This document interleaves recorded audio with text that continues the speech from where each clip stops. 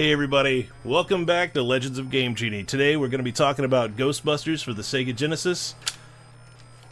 I got my proton pack ready. Let's go. Legends of Game Genie.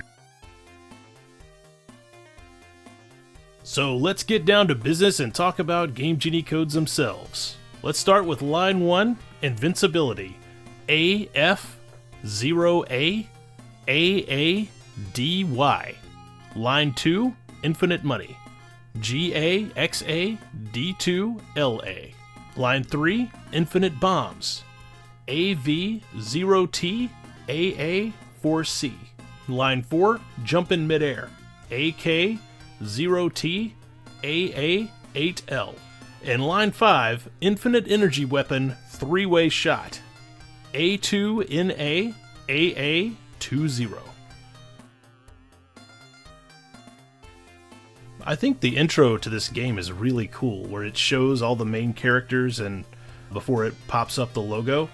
Of course, the only thing is, we're missing Winston. Nobody has a good answer for why he isn't in the game. And as you can see here, we have our jump code in full effect. We picked Egon for his speed, and every time you tap the button when you're jumping, jump again. So no matter where you are in the height of your jump, it'll immediately have you jump one more time. I know it always seemed like jumping is the best code that you can use in every one of these videos, but it just works out that way in platformers a lot of the time. I'm getting stuck in midair, and the way you do that is you hold up while you're jumping and shooting, and it'll hold you. Right here you can see the invincibility code in action. Watch out for these holes. You could definitely fall in. It won't kill you, but it will drop you down to the level below. This is just me blasting a boss, showing the invincibility in full effect. Here's something interesting to note about the invincibility. You can get hit occasionally. For me, it happened when I had to turn off the codes and then turn it back on, so I don't know if that impacted it or not, but I've seen it many times throughout the game. What'll happen is you'll get hit one time, and then the area you're in, you won't get hit again, or it'll be once or twice, and then you won't take any more hits. Sometimes it'll be a boss that can hit you, and if you got hit in the previous area and then you go in to fight that boss, it can put you in trouble, but luckily it happens so rarely that it's just not that big a deal. The presentation is excellent in this game, from the peace signs that the Ghostbusters give out after capturing a ghost, and especially stuff like the newspaper headlines. The developers put a lot of cool details in the game.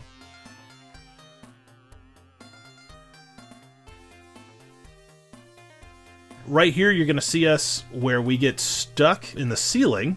This is something to watch out with the jump code. It will sometimes get you stuck, and if you notice, you could get knocked down by that enemy if you didn't have the invincibility code on. So what we're going to do here is I'm going to shut off the Game Genie, and then that will not let me drop, but what it will do is let me get hit by an enemy. So I'm going to be stuck for a second even after I've turned off the cheats, but I'm going to fly back and let an enemy hit me. And there we go, I'm back down.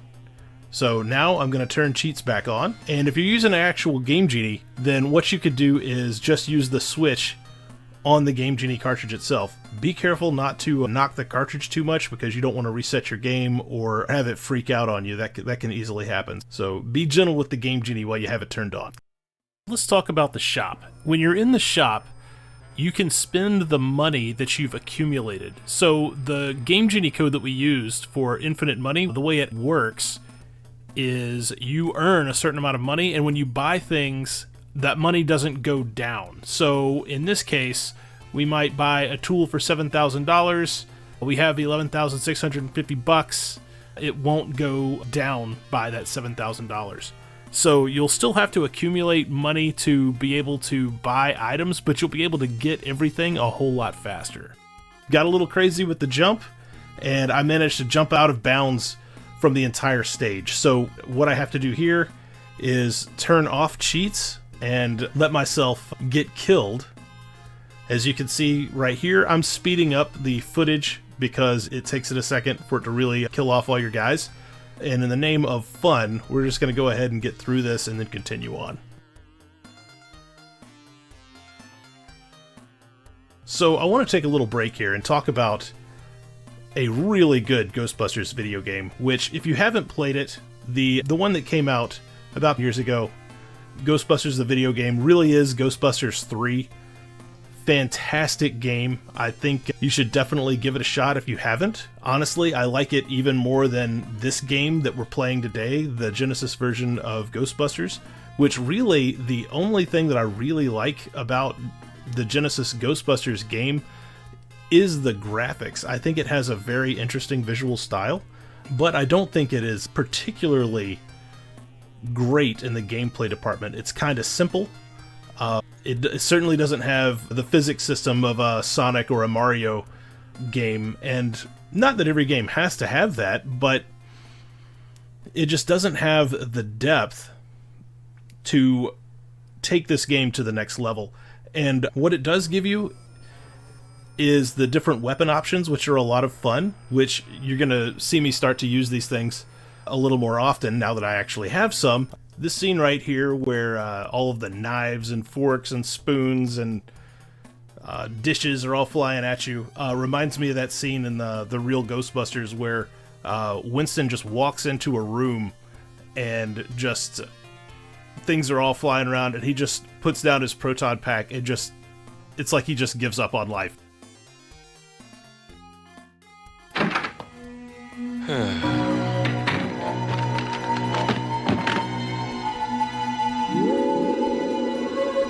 The Stay Puft Marshmallow Man here is a perfect example of that presentation.